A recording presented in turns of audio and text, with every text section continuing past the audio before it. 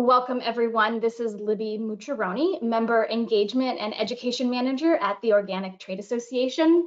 I'm pleased to welcome you to the Organic Center's 2020 Organic Science Roundup.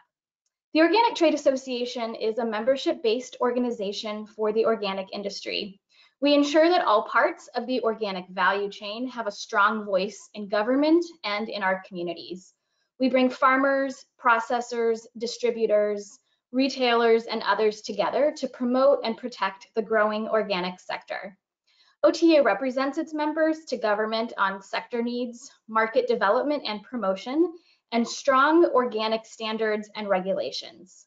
Members also receive the latest information and quick answers on organic regulations and standards in the United States and around the world. The Organic Center is a nonprofit research and education organization based out of Washington, D.C. They work to conduct and convene credible, evidence-based science on the environmental and health effects of organic food and farming and communicate the findings to the public. The Organic Center's work is supported by companies and individuals who desire a sustainable and secure food system that promotes the health of humans and the environment. Today, we're thrilled to be joined by a dynamic group of panelists for today's Roundup of Organic Science in 2020. This webinar is hosted by Dr. Jessica Shade of the Organic Center, and she's joined by Dr. Asa Bradman of the University of California, Merced and CERCH, Dr. Nathalie Jazz of the French Institute for Agricultural Research, Jayson Porter, a PhD candidate at Northwestern University, Dr. John Reganold from Washington State University, and Dr. Houston Wilson at the University of California, Riverside and the Organic Agriculture Institute. A couple of housekeeping items before we start our discussion today. This webinar is being recorded. In the next 48 hours, all registrants will receive a follow-up email which will include slides from the presentation, handouts that are shared, and helpful links, and a registration link to view today's recording. Included in the platform is a handout about the Organic Center's virtual benefit dinner on May 26th in 2021 and sponsorship opportunities. You can click on the link to download, which opens into a new browser window. During registration, we asked you to let us know what our presenters could answer on today's topic. Over 500 registrants and over 40 questions later, we're so thankful to have such a diverse and engaged audience in the organic industry. Some of these questions have been taken into account in both today's panel and in preparation for the Q&A session. For any questions or comments that you have for our panelists throughout the discussion today, please share them with us in the questions pane on the platform. Our presenters will respond to your questions as time permits during the Q&A discussion. And finally, if you happen to have any technical issues during the presentation, please notify us through that questions pane, or you can email me directly. And with that, I'd like to hand the reins over to my colleague, Dr. Jessica Shade. She's the Director of Science Programs at the Organic Center. She'll tell you a little bit more about both the Organic Center and today's presentation. Jessica? All right. Hi, everyone. Thanks so much for joining us for this webinar, looking at the latest research and how things have changed over the last really bizarre year. As Libby mentioned, I'm Jessica Shade. I'm the Director of Science Programs for the Organic Center. For those of you who aren't familiar with us, we're a nonprofit organization that has two main goals. One is to collaborate with academic and governmental organizations to fill gaps in our knowledge about organic. We've co-authored 7 papers this year on topics ranging from biodiversity in the field to food safety to climate change. We're also on numerous other teams facilitating research and connecting it with farmers, policymakers, and consumers. And then the other side of our mission is to communicate research that's happening all over the world with organic stakeholders. So we summarize scientific articles, we do webinars like this one, we develop special topic reports, we create infographics and videos, run social media campaigns, etc.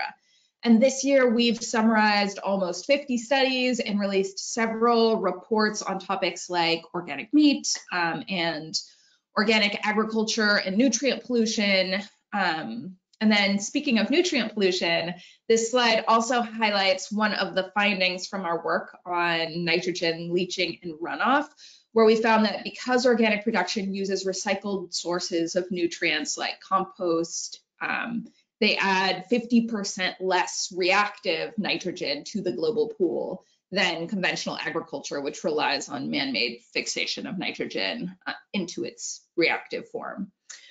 So if you go to the next slide, before I introduce the panel, I just want to tell everyone to mark your calendars for May 26th, because we're going to have a very cool virtual benefit event with keynotes from people like Professor Tyrone Hayes, organic recipe tutorials from Chef Megan Mitchell, with influencer watch parties, amazing raffle prizes, and more. So put that on your calendar, and you can go to the next slide or turn off the slides, because I am absolutely thrilled to have such a stellar lineup for today's webinar.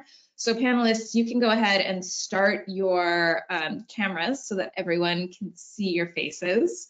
We have a really broad array of expertise areas. So rather than everyone just listen to me go through all the introductions, I'll let the panelists introduce yourselves. So Asa, Nathalie, Jayson, John, and Houston, do you guys want to talk a little bit about who you are and what area you work in? Asa, you can go ahead and get started. Sure. So I'm Asa Bradman, and I am a professor now at UC Merced, having just moved on after over 20 years at UC Berkeley. I've worked for many years on issues around children's environmental health, particularly those living in agricultural areas related to pesticide and other exposures. And I'm also a member of the National Organic Standards Board. Great, Nathalie?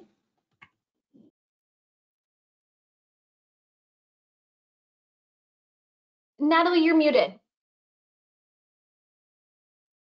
Sorry, thanks. Okay, hello, I am an historian and sociologist of science and technology working at the French National Institute for Agricultural, Food and Environment, and I am developing research on the management of health and environmental effects of pesticides, as well as on alternatives to pesticides in agriculture. So, Great. Jayson? Jayson, you are on mute. All right, we can't hear Jayson, so we're going to skip and go to John. Hi, I'm John Reganold. I'm a professor of soil science and agroecology at Washington State University. I teach courses in soil science, soil conservation, and in organic and sustainable agriculture. I've been doing research for over 35 years looking at the effect of farming systems on different sustainability metrics like economics, environmental quality, social well-being, and also production. Houston, you want to go? Sure. Hi, I'm Houston Wilson. I'm an agroecologist and entomologist by training. I'm a cooperative extension specialist, faculty in the Department of Entomology at UC Riverside. My lab is based at an ag experiment station outside of Fresno. We do a lot of applied pest management work, orchards and vineyards. And all of that work over the past decade or so has been focused on reducing the use and impacts of pesticide in agriculture. So we do a lot of work on biocontrol and habitat diversification, cover crops, mating disruption, cultural practices, on and on and on. I'm also now the director of the newly created UC Organic Agriculture Institute. And this is a new entity that the UC recently created. And we've been tasked with developing a research and extension program for a number of major crops in California. So really excited to get that started, and really happy to be here today and participate. Thanks. Great. Jayson, is your mic working yet? I think it is. Can you guys hear me okay? Yay. Awesome. Yeah. I turned off my camera and instantly it let me click. I was clicking like crazy, but hello, you guys. My name is Jayson Reese Porter. I am a PhD candidate at at Northwestern University. I study history, in particular environmental history, pesticides in Mexico. I also study how it relates to social movements and also eradication programs in the countryside. So in particular, since Mexico is an agricultural country, I don't study all pesticide use across the country. I in particular study oil seeds, both licit oil seeds and illicit oil seeds. I study how they affect nutrition, but I also study where they're grown in dry tropical regions along the Pacific coast.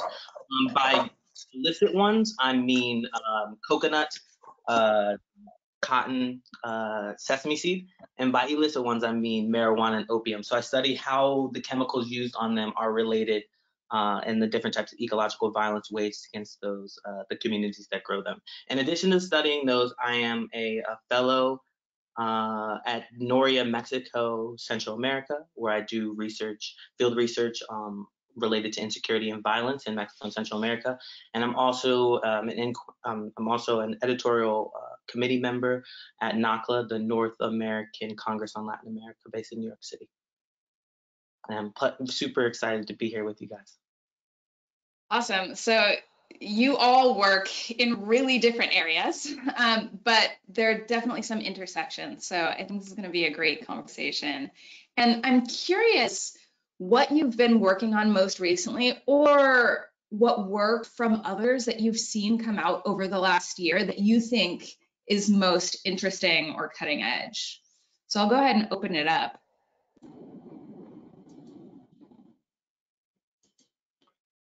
So should we just jump in? Yeah, I can also. I'll jump in on a couple of topics. Two that have struck me in the last year that I think are really interesting. One that I've worked on indirectly and one directly. The first one is just related to continuing studies that come out that show that diet is a significant source of exposure for pesticides. I worked on a study that we published a couple of years ago that looked at some common current use pesticides like organophosphates, pyrethroids, neonicotinoids, and in just a short time, levels of metabolites related to these pesticides in urine went way down after a few days of switching to organic. And when you look at these exposures, especially in non-agricultural areas, it seems like diet is important, in some cases, maybe a major source of exposure to low levels of pesticides in the environment and in food. So diet seems to be really important. And more recently, a follow-up paper came out by Kendra Klein and the group that we worked on, this initial paper that focused on glyphosate. And similar to the other pesticides we looked at a couple of years ago, glyphosate levels in urinary metabolites in both adults and children in these families also went down very rapidly after switching to organic food. So without saying anything about the health risks there, these are exposure studies. They do, though, tend to demonstrate that diet is a source of important source of exposures, especially to common current use pesticides. So I would just highlight that and suggest people look for those papers. Another topic, it's not directly related to organic, but in the last year and a half or so, I've been working on a really interesting study with the state of California looking at artificial food dyes. So the state was tasked with doing an assessment to kind of follow up on work done by the FDA in 2011 on the FDA-approved synthetic food colors, in food. And this is interesting. There's a draft out right now. It's very controversial. We've been getting lots of public comment from like the International Color Manufacturers Association and industry groups. And there's a lot of, tough scientific issues to resolve there. But there does seem to be some indication in the literature that of relationships between a consumption of artificial food colors and changes in behavior in children that might be ADHD related. And it may be more prominent in kids that already have ADHD or other behavioral challenges. And that might be one of the factors making some of the data hard to interpret, because if you do a study with a broad population, you may be mixing most vulnerable with kids that are less vulnerable. Anyway, this is going through a lot of evaluation right now, and the drafts are available on the web. Another piece of it is we looked at artificial food color consumption in relation to ethnicity and poverty. And one thing we see in national US data is that people who are lower income and African American ethnicity in particular have higher consumption of artificial food coloring. And that might be in relation to what we see with food deserts and kind of an unequal distribution of quality food in neighborhoods. There's some markets like Whole Foods or others that, for example, won't sell products with artificial food coloring. So if you're buying those cupcakes there, you're not likely to get them, but they're more expensive and less available in other neighborhoods where people may be buying those cupcakes for their kids' party, but they're more likely to have the artificial food coloring. So, an issue where we have, I think, environmental justice issues about food access. So those are just some of the two highlights for me in the last year. I might jump in if that's okay. Just to follow up on Asia, because he was talking about diet over the last, really, not just the last year, but the last 3-4 years, there have been a number of studies that have come out showing how important it is, the diet of consumers, and how that affects what farmers grow and their role in basically the environment. We tend to want to say, oh my goodness, it's the farmer. Farmers got to change their practices, and the farmers need to be more environmental. And it's true in the sense that that's half the game, but the other half is are the consumers. And study after study has been showing, and this is with models and real live data, that the more plant-based diets that consumers eat, it will make a better environment for us for the future, because right now we're at about 7.8 billion people on the planet. We're probably going to reach 9.5 to 10 by 2050. That's only 30 years away. And the data is showing that consumers have a huge responsibility in what they eat. And eating, you don't have to give up meat. Meat's fine, but you eat it more like a condiment, and you eat more plant-based foods. I would love to follow up on these 2 points, and to take a step back also, for one, to think about the state of California and its influence in the history of pesticide use. Also to think about kind of disparities in consumption and the importance of consumers. I think it's in not the lion's share, not even remotely close to that, but a lot of organics in the United States come from Mexico. And as the organic market in Mexico is growing, because of what consumers buy in the United States, we have to think about how that benefits farmers outside the United States, in particular Mexico. So I study arsenic, which is an inorganic pesticide, even though found in and organic sources, usually in northern Mexico. It was a byproduct of mines in the 1890s, up to the 1930s. The big mines that mine the copper and the iron and the zinc, ASARCO, American Mining Companies, the ones that were in northern Mexico, they were the ones that were mining arsenic and selling them to big chemical companies in the 1920s, like Allied Chemical and Sherwin-Williams, and also the glass companies, because they were also using the arsenic as well, right? So when we talk about disparities in consumption, right, you can already talk about pollution in the state of in the state of Maryland and the city of Baltimore, where Allied Company was in Curtis Bay, using a disproportionate amount of chemicals in the area. And still to this day, I believe the highest rates of asthma in the United States are in Curtis Bay area of Baltimore, because of the history. And now there are organic and green companies that are now in Curtis Bay and that are still run by Allied Companies. So we have to think about how organic changes over time. So I'm gonna step back a little bit more, because arsenic has a particular importance in California that spread to Mexico. And the reason why I think the California model is important is because it helped the Mexican model form in the early Green Revolution of the Rockefeller Institute in the 1940s, which became really the global model, right? In the 1940s and 1950s of what we now consider conventional farming, heavy pesticides, heavy fertilizers, right? You know, they are, you know, the chlorinated hydrocarbons, you know, the organophosphates of the 1950s, right? The rise in synthetic fertilizers that they were grown other places. That largely started through experimentation in the Pacific coast of Mexico that started with the California model. So California was really important. University of California, I believe in 1907, was able to create a slow release lead arsenate, right? That had less phytotoxic impacts on plants, and that revolutionized the fruit industry in California, right? It became a model that was transplanted elsewhere, but they weren't necessarily how to use it on winter crops or on seeds, right? So a lot of farmers in California bought land in Sonora and Sinaloa, and they started experimenting in the 1920s, right after the Mexican Revolution. And Mexico is an unfortunate situation because they fought a revolution between 1910 and 1920. Used mostly over the use of land, right? But while they were fighting that revolution, the agricultural world changed. You had the synthetic nitrogen come into play. You had the arsenic slow release, which I just mentioned. You had the hydrogenation of like oil seeds, which changed the market of how we consume, you know, the plants we grow in different processed products, right?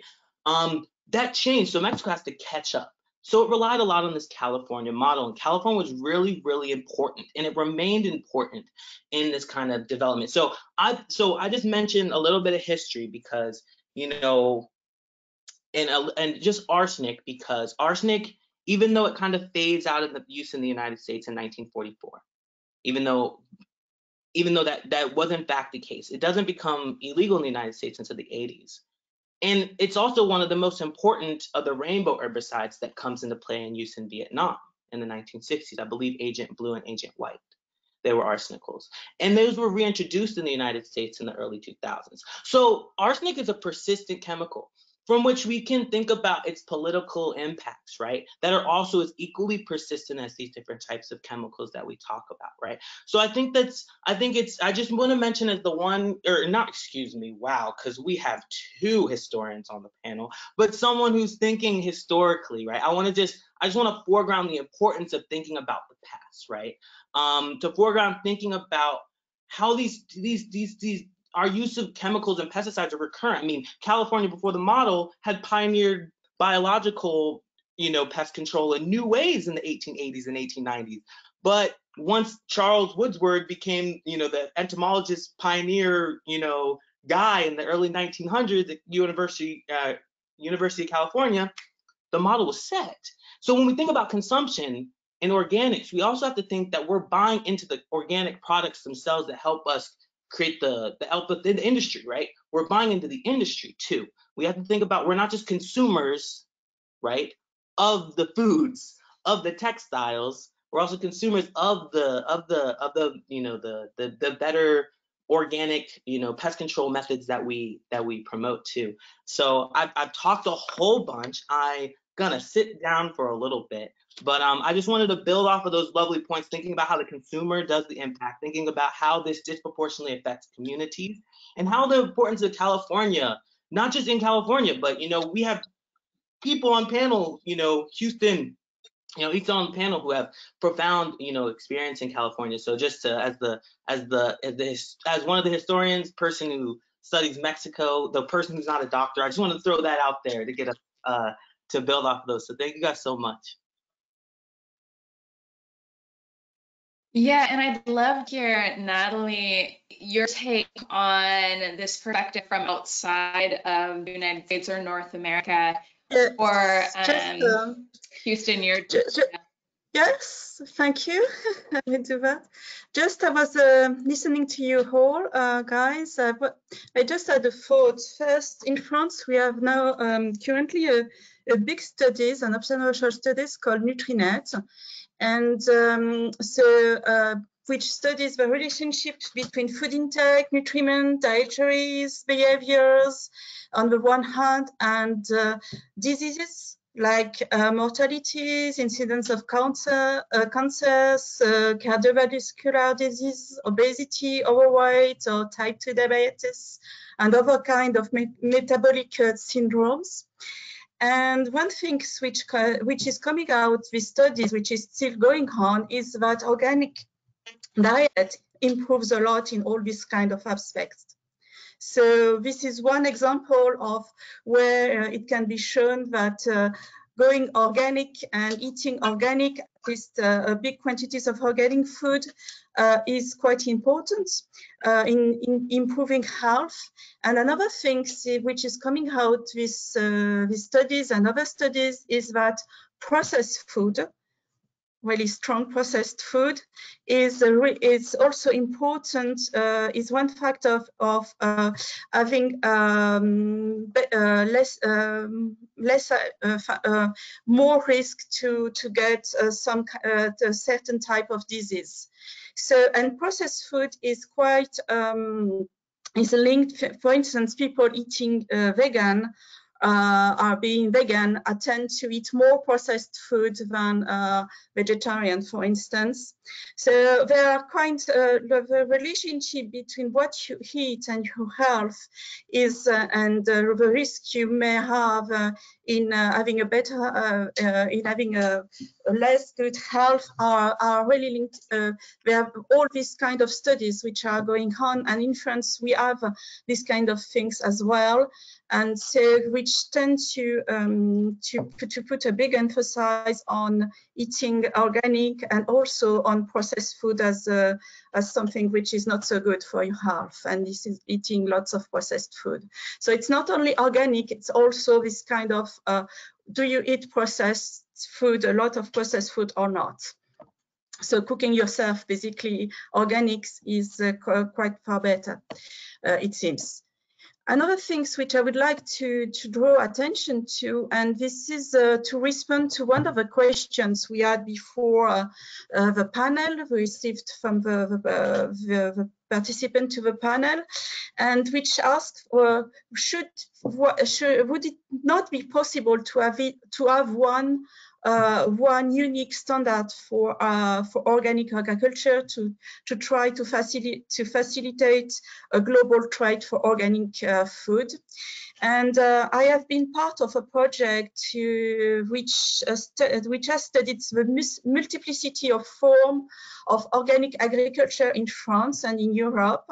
And basically, what I wanted to point out is the importance to consider organic agriculture, that it is not far from being a single project.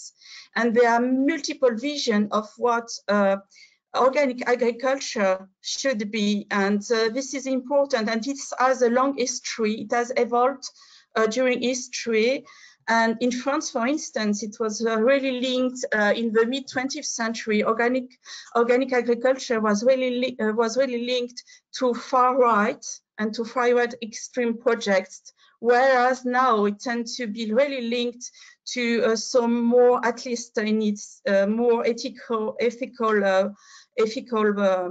versions, to link to really linked project, green linked project. So it had helped. But what we show was that there was a really huge multiple visions and multiple projects, and some are very commercial, tend to be large scale organic farming and large scale commercials, visions and projects where the standard of farming are far less important than in other projects, and where they could be linked to also small scale farming, local sales of the products, etc., and to incorporate some visions of a society which is far different from being integrated into the main economic socioeconomic capitalist society we are in. So there were many projects, and the standards and the different standards and the various standards you can find on, there is a kind of market of organic standards in Europe with lots of them, tend to reflect these varieties of projects for organic agriculture. So this idea of having one standard is some kind of not possible. And when we need to think about organic agriculture, we also have to think of these various projects, various vision of what the society should be, and should be in relation to how we farm, and how we buy our food, and how we cook our food, and how we relate to each other. So these were maybe my two main points just for now. That's great. And, you know, Houston, I know that you work on a kind of different sector. You're looking at really what's going on in the field. So I'd love to get your perspective on what the most exciting things to happen, or what you've been working on in 2020 have come out from your sector. Yeah, for sure. Yeah, Jayson touched on biocontrol in California, and the UC has always had a really strong track record in that area. And I think that is a good stepping off place to talk about some of the exciting things that are going on this year. We have a number, you know, you constantly have more and more invasive insects as we, you know, increase trade and movement of plants and organisms. And so California, being the large ag economy that it is, you know, is consistently facing these threats. And so, you know, there's a lot of really exciting progress that's been made in the past year in the field of biocontrol. Spotted wing Drosophila, that's an insect that has been around for a while and have been very problematic and invasive.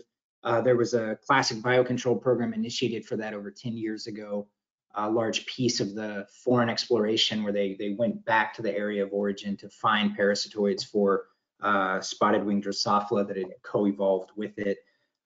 That was led by Kent Dana, and that set of parasitoids that he's been working with are very close to being cleared from quarantine. And I think we're right on the cusp of starting to see some introductions of these parasitoids into an agricultural setting so that we can reduce pesticide use for spotted wing Drosophila. So that's the kind of getting close to the end of a very long road for that insect. Sort of a similar situation with brown marmorated stink bug. There's progress being made with identification and screening of parasitoids for that.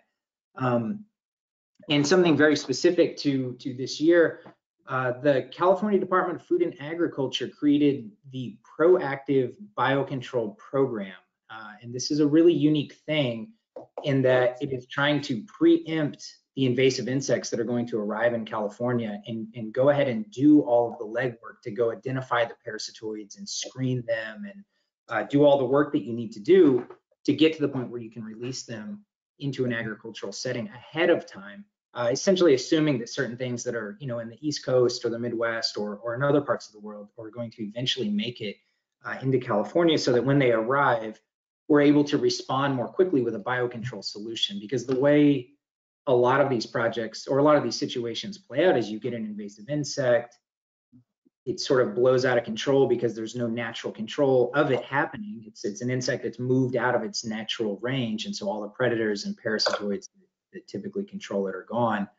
And the way we need to respond to that in agriculture is typically very, you know, with a very strong chemical control effort in the short term to kind of keep these things at bay until we can get that biocontrol solution in place, which, you know, when this involves going abroad, finding these insects, bringing them back, and you have to hold them in quarantine and screen them for a number of years because you don't want to introduce something into the environment that, you know, might have non-target effects. So certain parasitoids may indeed attack spotted wing Drosophila or brown marmorated stink bug, but they also attack native insects that we care about for conservation purposes or otherwise.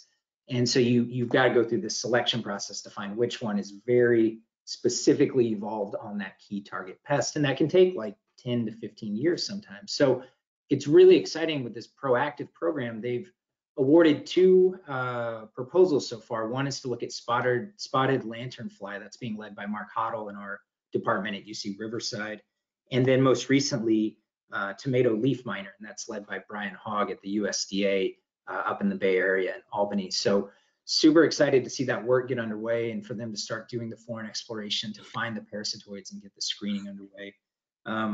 You know, and looking forward to the university's continued commitment to biocontrol. It's, you know, fundamental to agriculture, but to organic agriculture in particular, it's critical to pest management there. So those are some super exciting achievements, you know, and milestones we've reached this year. Yeah, that's great. And I'd also like to bring the conversation back to 2020, because this year has been a really difficult year, but also a very inspiring year. You know, we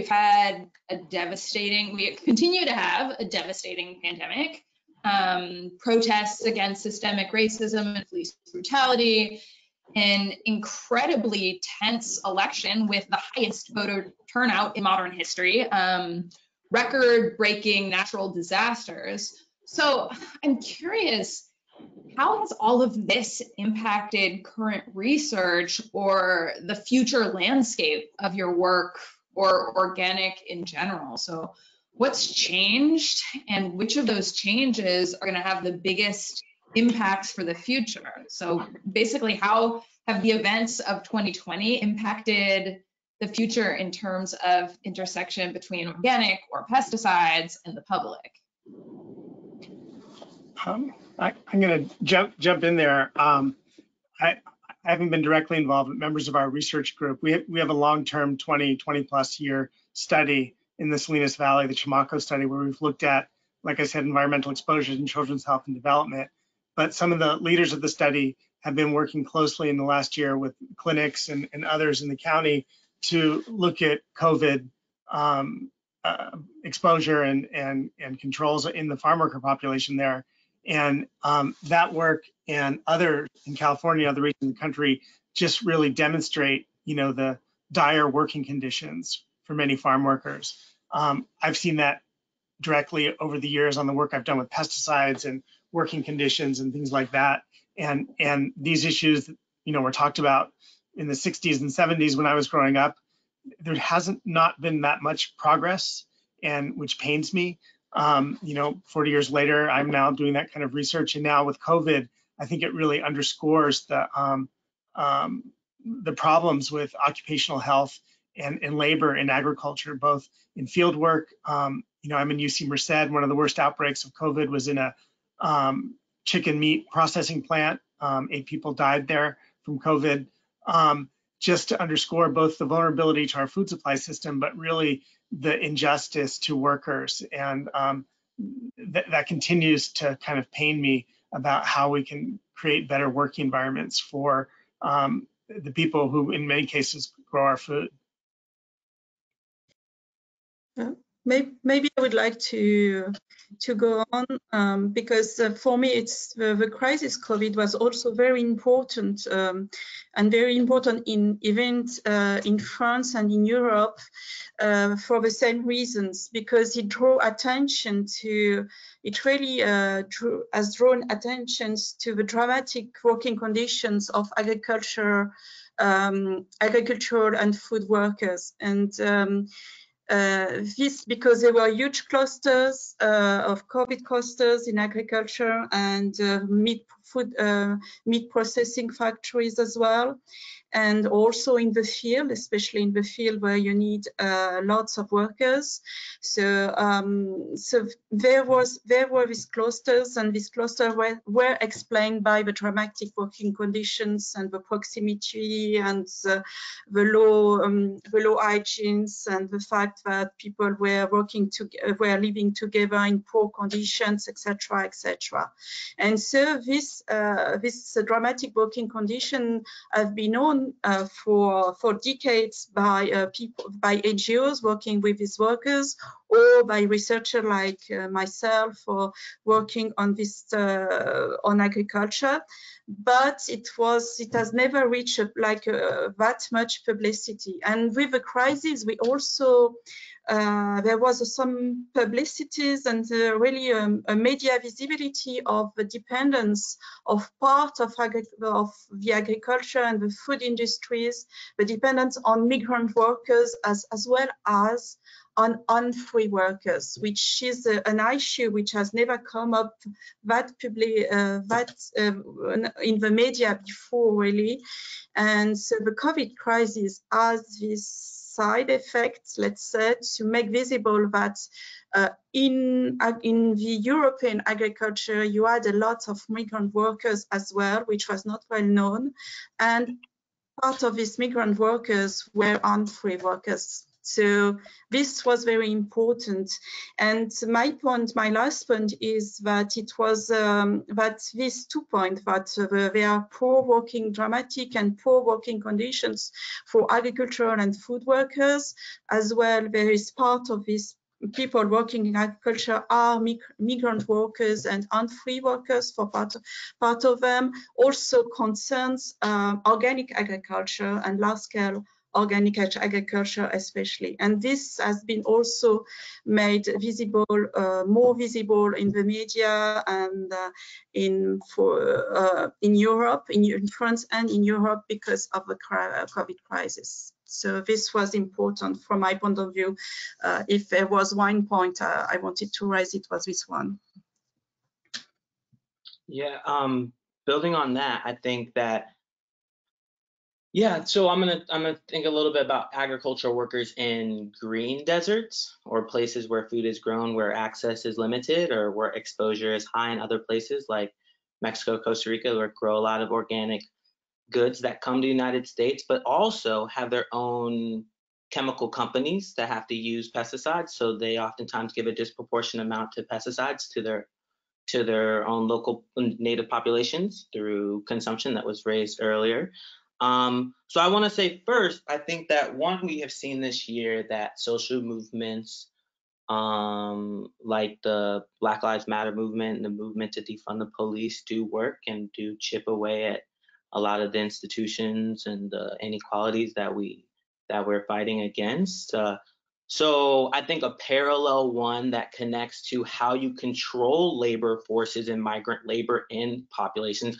People don't oftentimes ask how migrant workers stay migrant. It oftentimes happens through express forms of deliberate violence against agricultural workers in off-season, or against their forms of livelihood where they stand or where they have ancestral homes or whatnot, right, have you. So I think some of these places are where I study are places that grow agriculture that comes to the United States. So for instance, let me just use an example. So Michoacan has the highest number right now of participatory guaranteed systems that provide access to organic farmers. Michoacan has the highest number.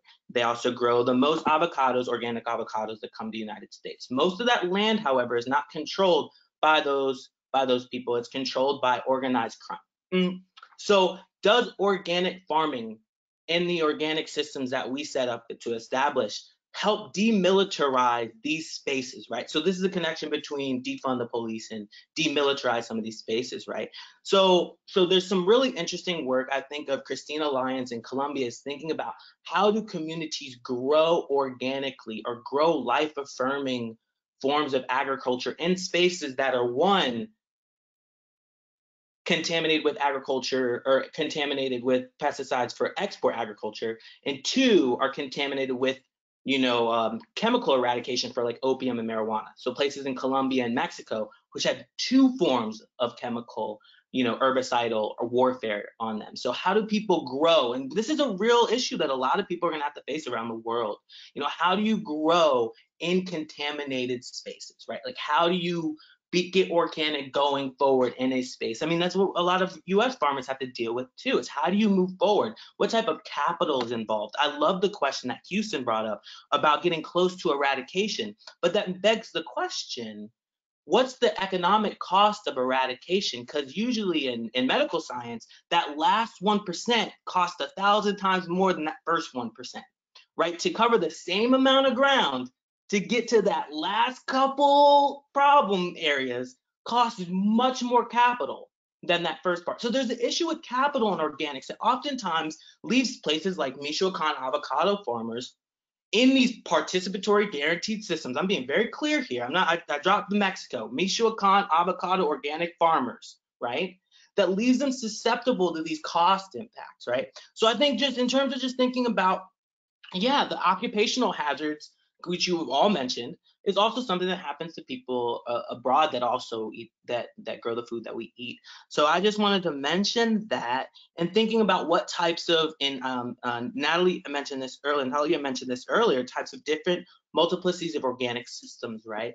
Like what type of organic works best for the poorest farmers in this world, right? So I'm gonna leave it at that. Thank you guys.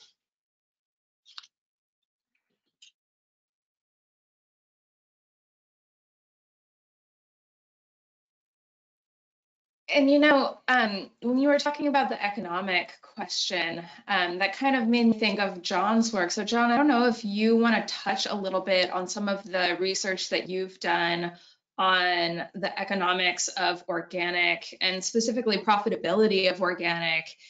And also not just talking about that research and what you found, but also how you think that might change given 2020 pandemic, et cetera.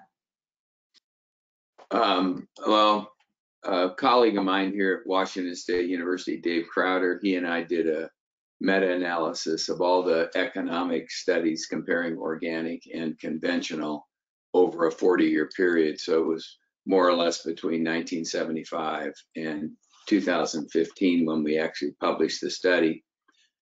And these studies were covered, basically they were on 5 continents. They were most of the studies have been done in North America and in Europe, but there were still studies in Africa and Asia.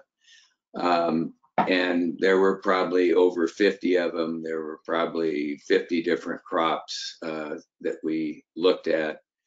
And we looked at cost and profitability. And what we found is that organic agriculture, basically, whether you do it by benefit cost ratios, which some economists want to do, or you do it by net returns, taking into account inflation, was more profitable. So it was more profitable, probably ranging between 50 and 25%. And we also found that the cost, this part didn't surprise us because most studies show this, the total costs are the same, whether you're an organic farmer or whether you're a conventional farmer. But the breakdown of those costs is different. So labor costs are usually about 8 to 15% higher with organic growers, but that difference is made up with chemical costs with conventional growers. That's higher with conventional growers. What surprised us the most was that the premiums that the organic farmers were getting, so this is at the farm gate, this is not the premiums that we as consumers pay when we go shopping. This is the premium that organic farmers get when they sell their product, when they sell their food. That held constant for 40 years. And that really surprised me because I have heard, I remember talking to farmers around 2000, so 20 years ago, well, I might go into organics, but I'm kind of worried I'm going to lose my premium. Well, the premium stayed at about 30%. That's kind of the average premium. Now it's different for different crops. It might be more for strawberries than wheat. It also depends on the month or the day you sell the farmer sells their product, but in general, it was 30%. Then you might say, well, what premium do organic farmers, or did organic farmers need over this 40-year period of time to actually have the same profit as conventional farmers? And if I remember right, I think it was about 8%. So you think, oh my God, 8%, wait a minute, what about that other 22? Well, that's the organic farmers are doing a lot for the environment because the environmental benefits, there have been a number of meta-analysis done showing the environmental benefits of organic. And there are a number of people that buy organic because they pay for those. They're willing to pay the premium to pay for those environmental benefits. So it justifies those environmental benefits. But the interesting thing was whether you look at net returns or you look at cost benefit ratios, the organic farmers were more profitable.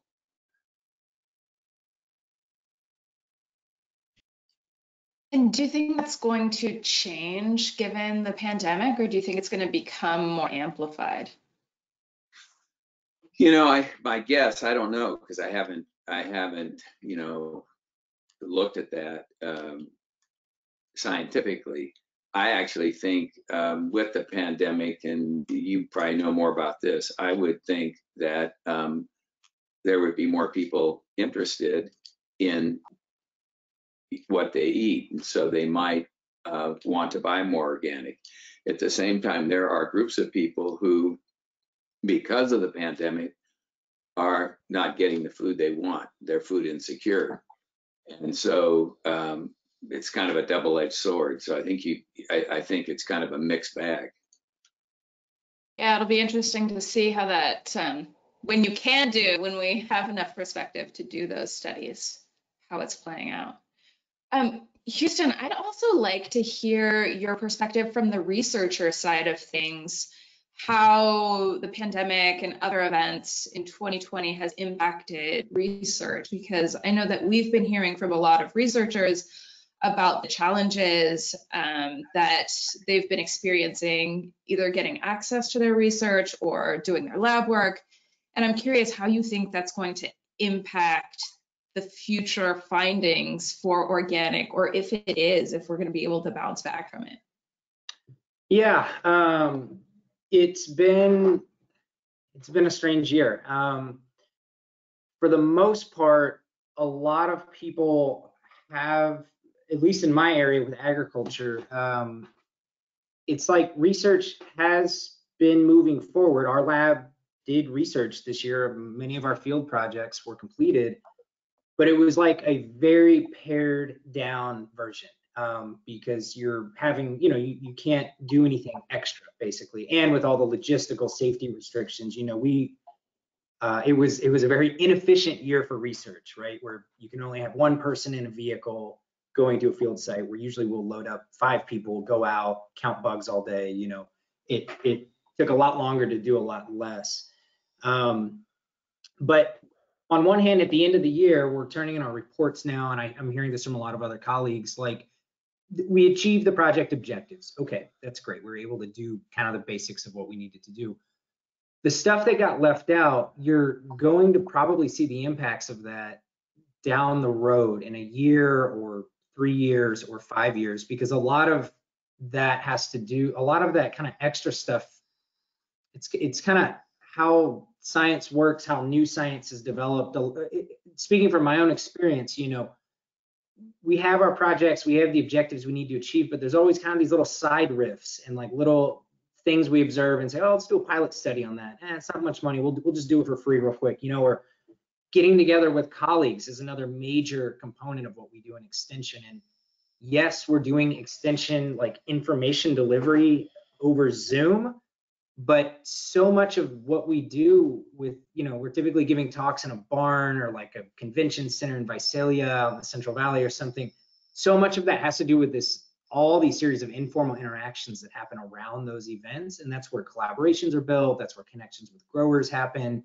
New ideas are exchanged and developed. And so a lot of that stuff, it's kind of like what really got hampered this year by all these restrictions was this sort of the nascent development, kind of the churning of ideas and pilot studies that goes into developing larger research projects. So I think in a few years, we probably aren't going to see as much of that. There's kind of going to be a dip, I think, in terms of the new projects being developed because of that being stifled a little bit.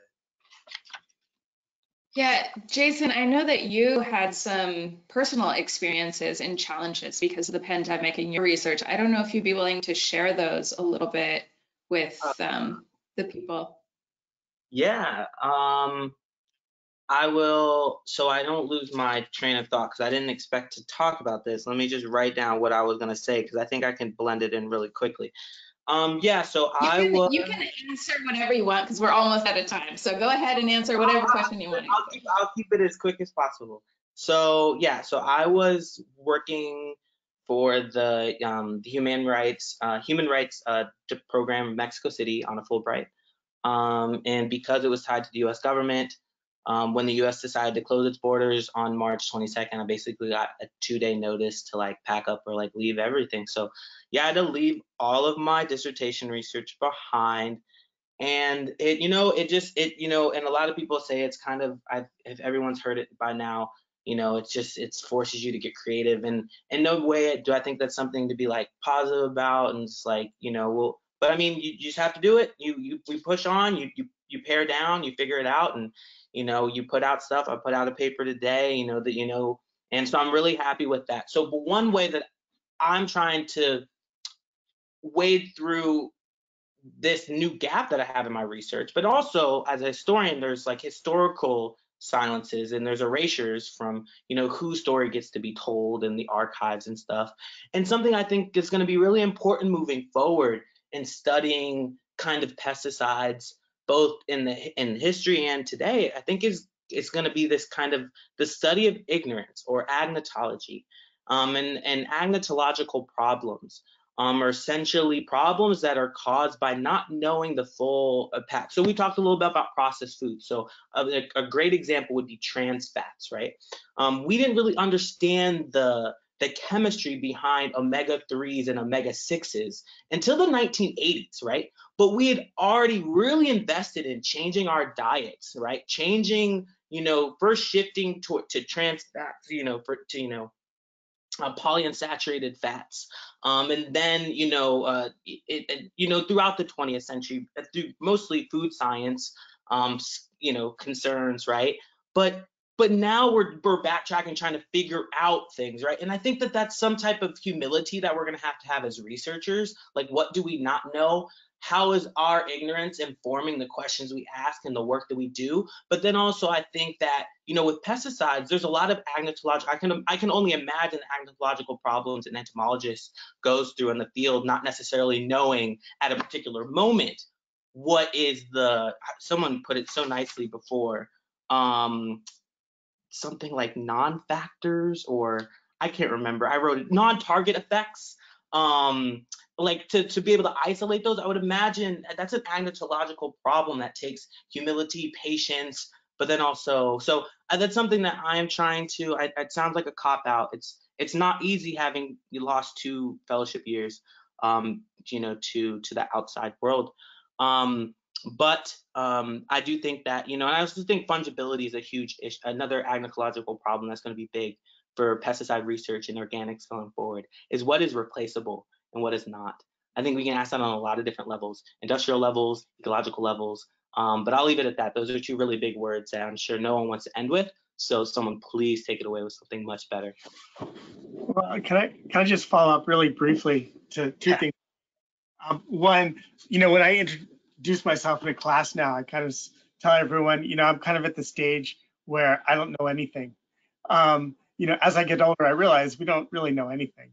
And all the students in my class are at the age where they know everything.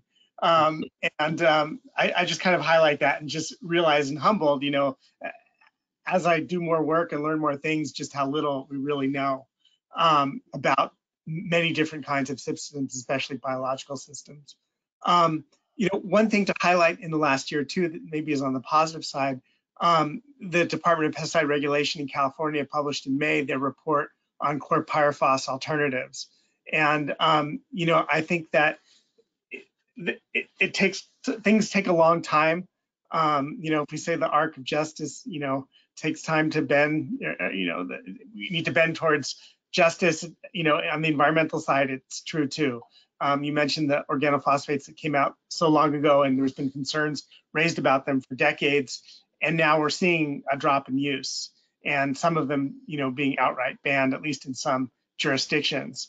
Of course, we have concerns about, this new term, regrettable substitutes, which I think, is something that plagues the chemical world and a lot of other areas too around environmental problem solving. But I would recommend that everyone look at the Department of Pesticide Regulation report. I mean, I think it's a real important case study of, how we are evaluating material, one of many. And unfortunately, when we look, for example, at OPs, we often evaluate one chemical when we're really talking about a class. And I'm convinced that this class in particular should probably be taken out of use. But that report and that approach at least kind of gets at your question and statement about, what's replaceable. And, I think it's a good case study. I wasn't directly involved. I can't reproduce some of the key, can't reproduce it here, but I would recommend that everyone look at that and think about when we talk about replacement. I'll just add and touch on that briefly. That was a landmark report to me, in that it wasn't simply saying, can we use these other chemicals instead of OPs? Some of the recommendations in there were about the land-grant university system itself and how research and education works in California. They were suggesting new positions to do the research, to give people more of a mandate to look at kind of a system redesign in agriculture. How can we promote the development of very different systems? And I think that's something that's really been needed, I think, and was really excited to see something like that being recommended in a report coming out from, someone like DPR, who's fairly, kind of traditional in their approach to agriculture. So there's some really interesting changes and suggestions there that I think they're trying to, build momentum on top of, and, potentially having more people focused explicitly on biocontrol within the UC and additional projects like that are looking kind of wholly at non-chemical alternatives and things like that. So a very, very cool thing to have seen this year. That's great. And unfortunately, we are out of time. I feel like this conversation could go on for hours and everyone would be riveted still. So I'll just thank all of these panelists for joining us today. And Libby, if you want to wrap it up and talk a little bit about upcoming webinars. Yeah, fantastic. Thanks so much, Jessica. And to each of you on the panel, Asa, Houston, Jayson, John, and Nathalie, thank you so much for a riveting discussion. I found myself sitting here wishing we had made this a 90-minute webinar instead of a 60-minute webinar to have more conversation. But on behalf of the Organic Trade Association and the Organic Center's staff and the members of the Organic Trade Association, we greatly appreciate your time and dedication. And to those of you that have not stuck with us, but have stayed the entire time, we are so thrilled to have your attention and your interest in today's webinar. As a reminder, slides and links to register to view the webinar will be emailed out to all registrants in the next 48 hours. I will also share the links to a number of these studies in the coming days in that email. Jessica just sent you one of those reports that Asa was just speaking on. In addition, I will say that the Organic Trade Association is pleased to announce our first 2021 webinar. It'll be held on January 27th at 1 p.m. Eastern.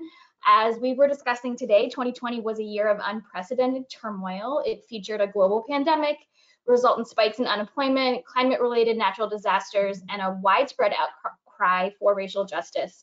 And it was just capped off by the election, as we also discussed. Join the Organic Trade Association for a conversation with leading reporters on issues and stories that they will be tracking into 2021. And the link was shared to learn how to register. Finally, on behalf of the Organic Trade Association and the Organic Center, we hope to have you join us for future educational opportunities. And everyone, please have a wonderful day and safe holidays. Thanks. Thank you all. Thank you. Bye. Thank you.